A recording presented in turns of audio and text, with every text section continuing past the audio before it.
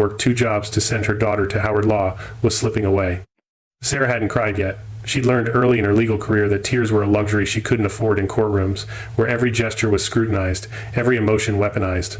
But sitting alone in that waiting room, watching the second hand of the wall clock drag itself forward, something cracked open inside her chest. She had thrown on the first clothes she could find 18 hours earlier when the hospital called. Black leggings, an old Howard Law sweatshirt with a fraying collar, white sneakers. Her hair, usually pinned in a neat bun beneath her judicial robes, hung loose around her shoulders. No makeup. No jewelry except the small gold cross her mother had given her at law school graduation. She looked nothing like the federal judge who'd sentenced a corrupt police chief just 3 weeks earlier. The memory surfaced unbidden. Sarah had been 12 years old, sitting in the back of her mother's Buick after a traffic stop in rural Georgia. The officer had made Evelyn step out of the car, made her open the trunk, made her explain why she was driving through a white neighborhood. Sarah had watched her mother's hands shake as she produced her teacher's ID, her voice steady even as humiliation burned in her eyes. That memory had shaped everything.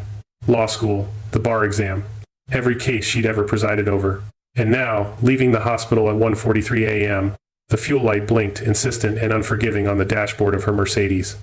She took the exit for Forsyth County, the GPS guiding her to a Circle K off GA 400, its fluorescent lights cutting through the February darkness like cold knives. The gas station sat isolated at the edge of the highway, an island of harsh white light surrounded by empty fields. A Waffle House glowed amber in the distance.